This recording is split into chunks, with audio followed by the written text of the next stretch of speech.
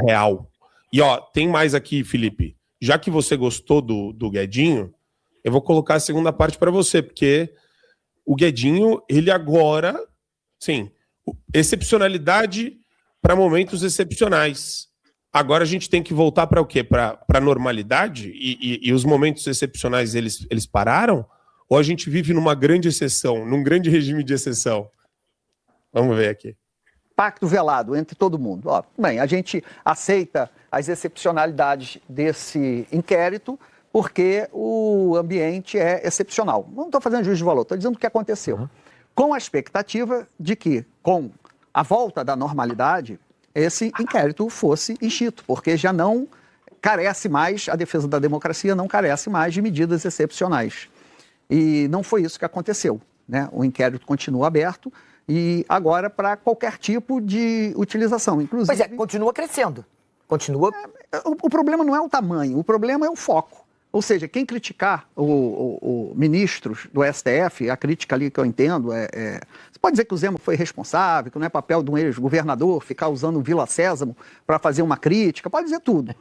Mas você usar um instrumento como o inquérito das fake news para proteger ministros de crítica, porque assim, se ele está atingido, se o Gilmar se sentiu atingido, se o Toffoli se sentiu atingido, eles são, antes de mais nada, cidadãos. Cidadão recorre ao direito, ao advogado dele. Processa esse Zema que ele... Calúnia, né? Como todo mundo faz. Então, você usar um instrumento institucional do STF porque se sentiu ofendido, não está de acordo com o que se espera numa democracia. Ai, que conclusão gostosa! A democracia agora deles não... Que volatilidade gostosa, Felipe. Marco, eu queria colocar 2 pontos aqui. O primeiro deles, a grande mídia teve um papel fundamental na criação desse complexo industrial da censura que foi criado no Brasil, cuja expressão máxima é o inquérito das fake news. A imprensa corroborou muito com isso. E agora... e corroborou porque era contra a direita, né? Diga-se de passagem. Tapou os olhos e justificou um inquérito ilegal porque era um inquérito contra a direita. Depois que conseguiram derrotar o Bolsonaro no tapetão, eles agora estão tentando arranjar uma justificativa para pressionar o Supremo Tribunal Federal a encerrar o inquérito das fake news. E aí se utilizam dessa argumentação pífia que, olha, foi importante lá atrás para defender a democracia, mas agora não há mais esse perigo, motivo pelo qual o inquérito deveria ser extinto. Mas essa premissa que o Otávio Guedes parte é uma premissa falsa, porque veja só, se eles... vamos colocar aqui as hipóteses, aula de lógica, né?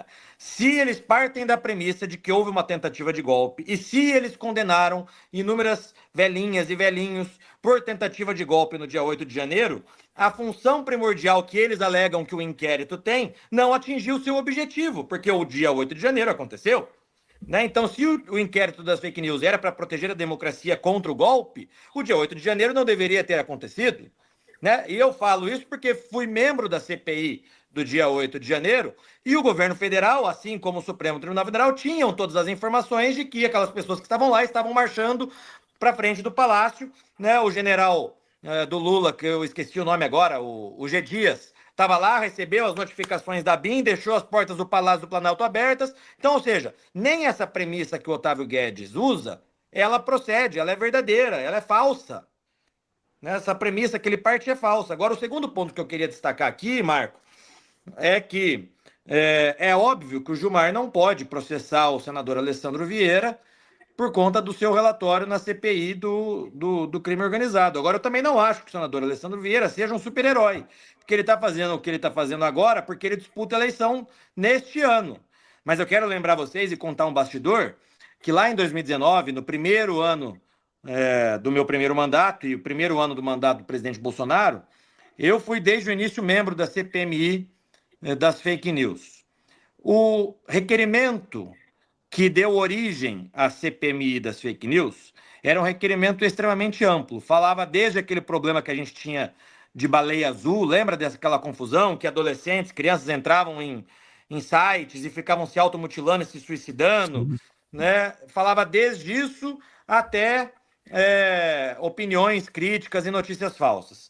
E eu me lembro que numa das discussões, porque nós, eu, deputada Carol Detone, todos os parlamentares da direita que eram membros da CPI das fake news, nós conseguimos obstruir a abertura da criação, a abertura da CPMI por 2, 3 semanas. Eles não conseguiam dar quórum para abrir a CPI das fake news.